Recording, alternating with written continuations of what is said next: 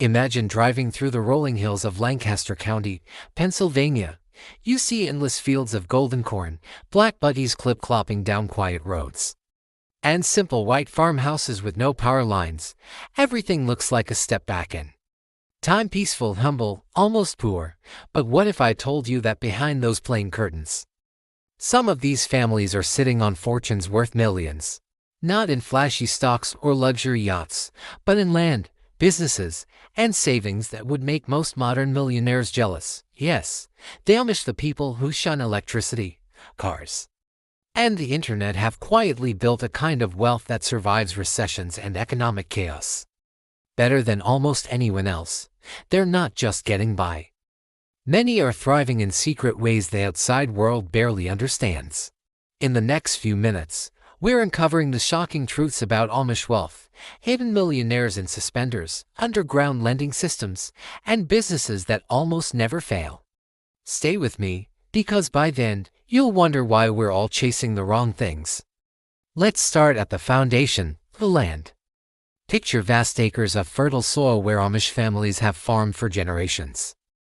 That dirt isn't just for growing crops, it's gold. Land prices in places like Lancaster County have skyrocketed due to development pressure from expanding cities. A single 80-acre farm can now be worth millions, handed down from father to son, debt-free, and appreciating every single year.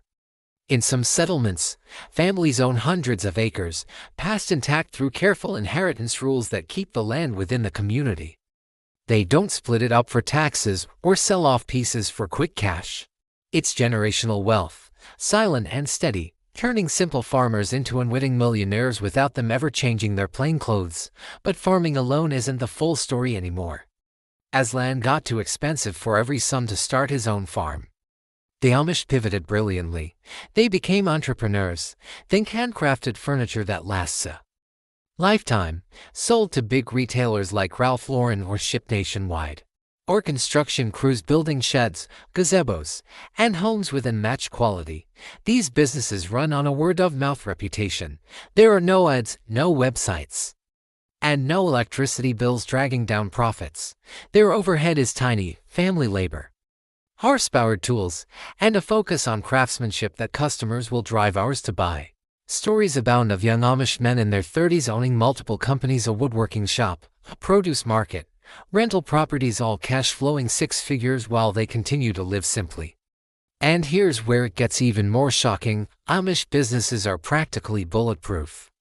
While half of regular American startups fail within 5 years, Amish businesses survive at rates over 95%.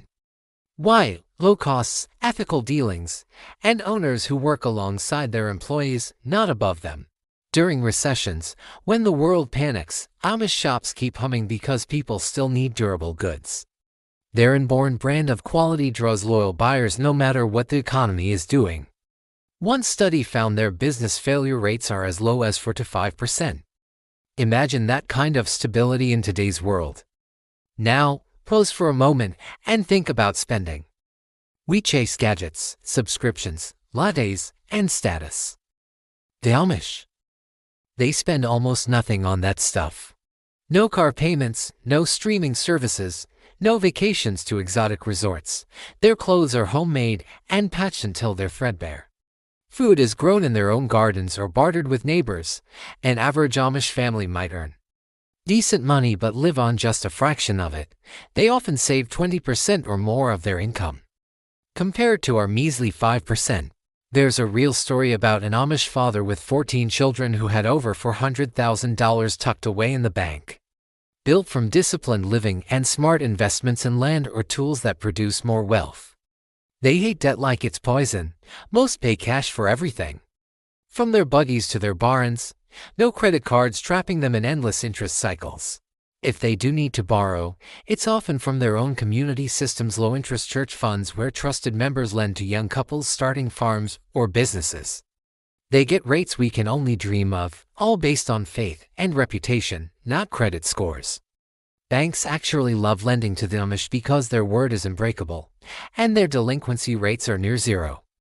When hardship hits, a fire, an illness, or a storm, there are no insurance claims. Instead, mutual aid kicks in.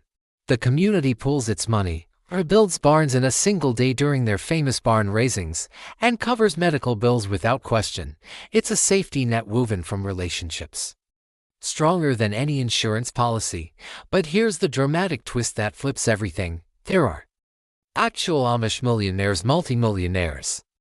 Even walking among us in straw hats and beards, you can't spot them because displaying pride is forbidden.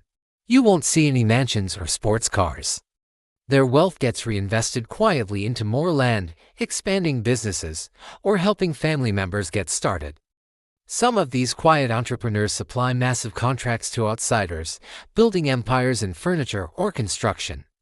One observer noted young Amish men becoming millionaires before they turn 35, cleverly transferring properties to their children to keep the wealth in the family. Yet, they look identical to the poorest person in their church district. This hidden wealth does create tension. There are whispers of inequality in a society that is supposed to be completely flat. Will money tempt the youth away from their faith? Will richer families start to influence church decisions more than others? These are the forbidden questions bubbling up in quiet community meetings. In the long run, the impacts of this wealth are profound. It helps preserve their way of life by funding large families and allowing them to buy out their English neighbors to keep their communities intact. The pros are clear: unbreakable financial security, freedom from modern traps, and a focus on family and faith over stuff. The cons: rising land costs are forcing some to migrate, starting new settlements far away. And inequality is subtly creeping in, challenging the old ideals of equality for all. But overall, they are recession-proof powerhouses. When economies crash, their savings and community support carry them through while others are drowning in debt. The mind-blowing conclusion: Amish wealth isn't about getting rich, it's about achieving true abundance through simplicity. Discipline, trust, and sharing build fortunes that last, without the emptiness of excess. In a world obsessed with wanting more, they have mastered the art of having enough. So, tell me in the comments, which Amish wealth secret shocks you the most?